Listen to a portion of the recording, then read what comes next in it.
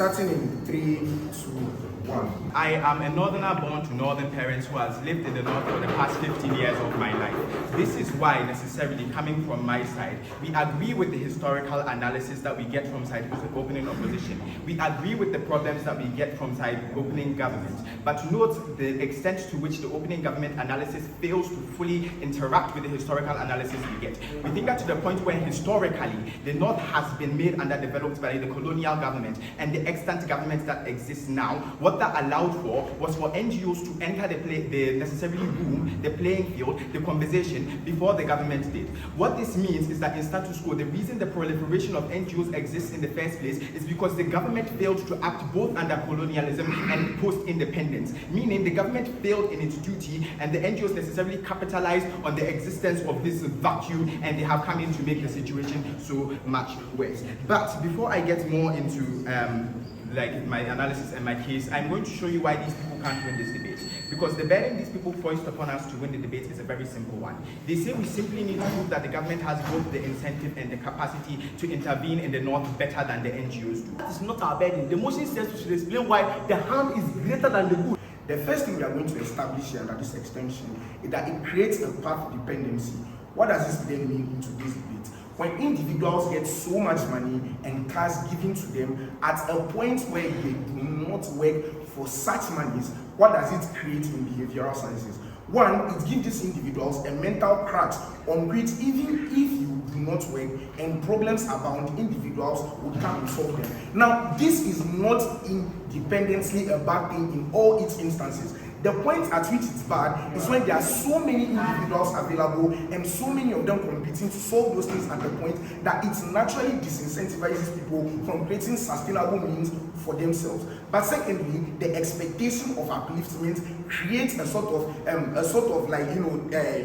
requirement that when you are there, people need to do that, and it's an entitlement created in people's minds for that to work. Now, Hano, let's note why the government hasn't done it in the past. It's because, like I said, the NGOs moved into the vacuum first. What this means is that the NGOs were able to create a level of dependency of the people on them. What this means necessarily is that to the point where the people were having their needs met, then the people felt no need to necessarily call the government out. But we think this is particularly problematic because the way the NGOs intervene is uniquely worse than the ways the government intervenes. Why is it worse? We think that one, to the point where NGOs have less capacity to intervene in any meaningful way, that is, they have less money than the average government, they are less able to do things. NGOs can probably do the things that they are talking about, but they don't do the most important things that require a lot of massive investment. Certain things like the creation of water networks as compared to creating boreholes for certain homes are certain things that need a lot of investments that NGOs cannot do.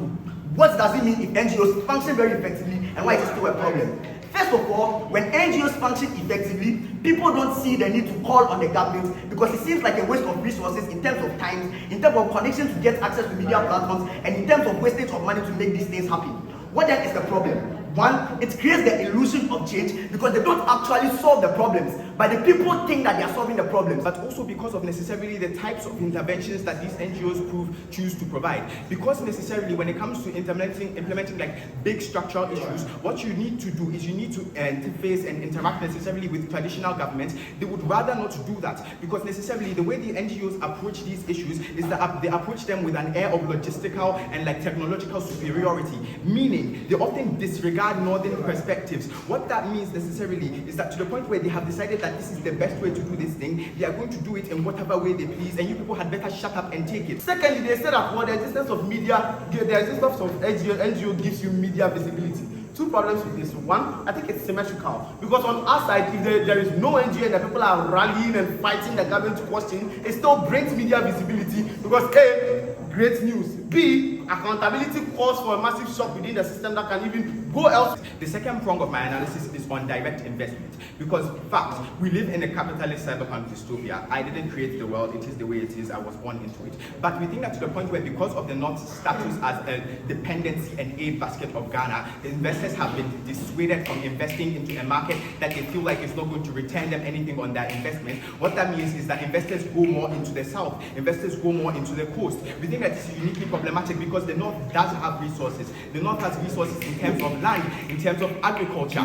But to the point where necessarily the NGOs dissuade any sort of incentive to grow this economic capacity, the North remains perpetually undeveloped, even in the economical sense. People don't actually get solutions. So that is exactly the reason why people still move from the northern region and come to Accra to come and weed, even when there's a proliferation, because there is an illusion that change is happening, but the people do not feel it on the ground. They do not have the capacity to call the government, and they end up coming to Accra either way. Why is this essentially bad? One, we think that the creation of ready markets and employability, which in a long period of time helps these people to become structurally independent, which means that the money that will rather be given to them for them to just go and spend on getting things, on getting these reliefs, are things that they will most likely would not get on that report. And lastly, they don't even explain to you how that scholarship automatically means that it translates into solving all the problems that exist are structural and embedded within the northern sector. Which means all they assume is that if you go to school outside and you come back, northern sector becomes greater. I don't think that's... We think that to the point where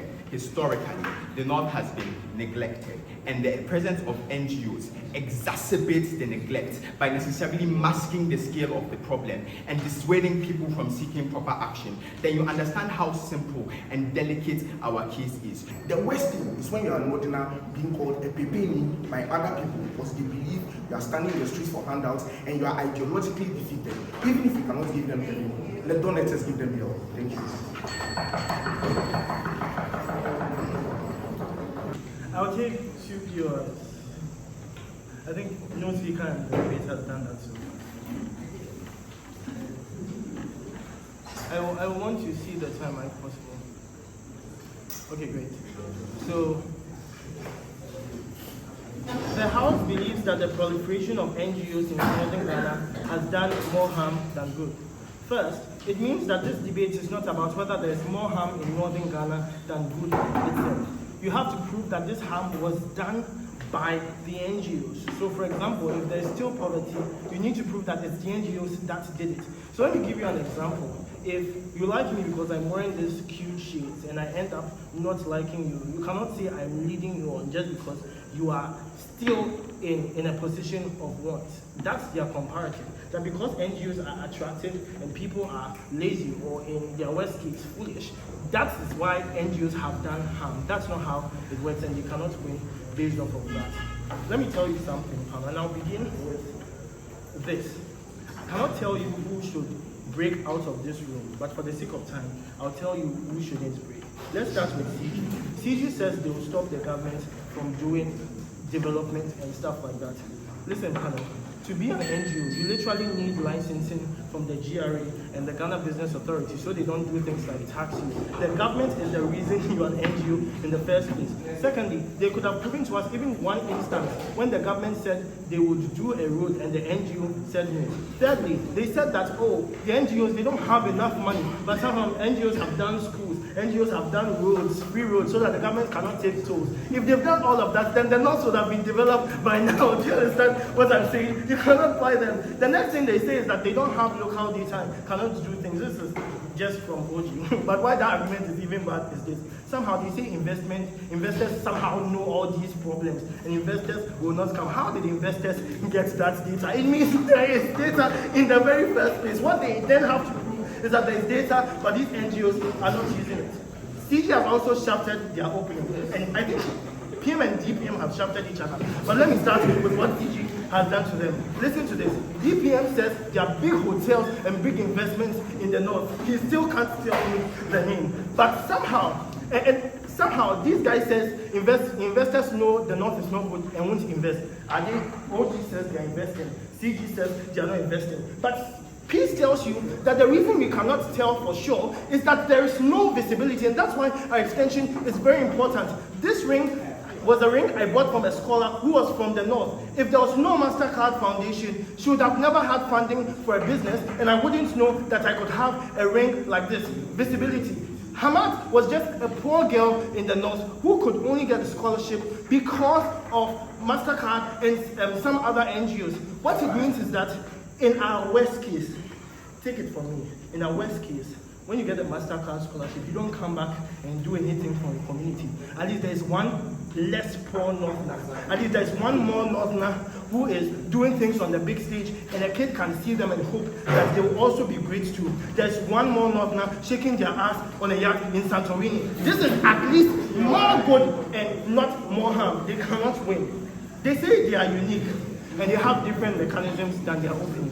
That is true, but that having different mechanisms make it better. So for example, if one says, opening says you are beautiful and CG says you are pretty, they cannot beat their opening just because of that, because it's just a different mechanism. They needed to avoid their mechanism.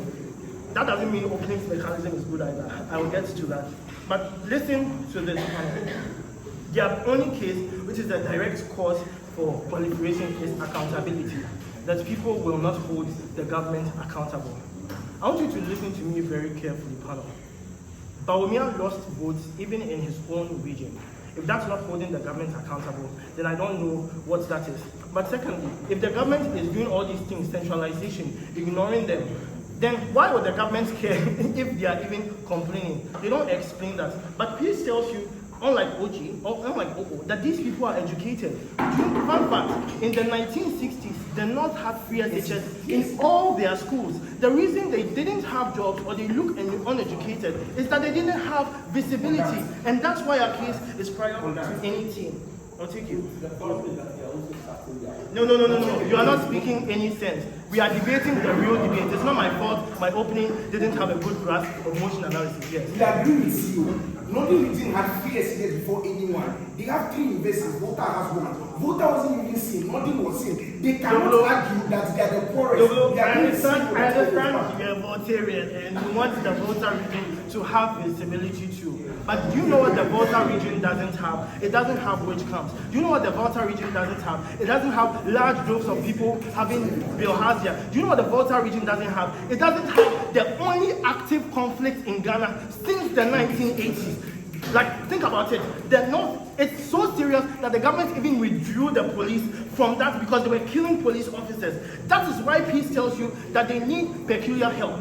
Listen to this panel. I think we've dealt with most of the material that comes from OG.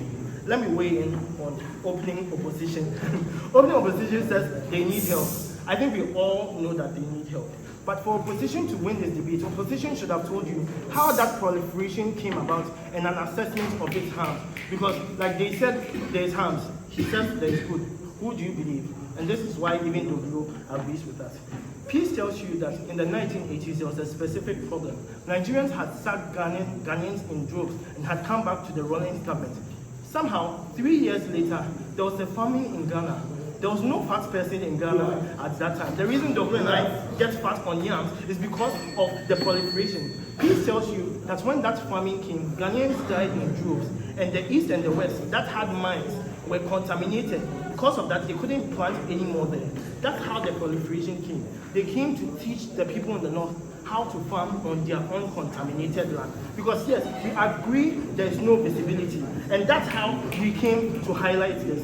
Their only extension on why the North is great is that they have shea butter. Pardon, everybody has shea butter in the North. You cannot make business out of something everybody has. And that is why our visibility extension is great. Even if we take one person out at a time, so they sell shea butter, they are not competing in a sea of other people like them who also have shea butter. That's why Africans don't have money, because we are all selling the same thing to each other. That cannot be the case. If you don't get anything, we've explained to you how the proliferation has done irreparable good. We've saved lives through proliferation, and we've made sure that at least one Ghanaian girl child every day gets to go to school, gets to liberate herself, even if she doesn't liberate her community. Proud to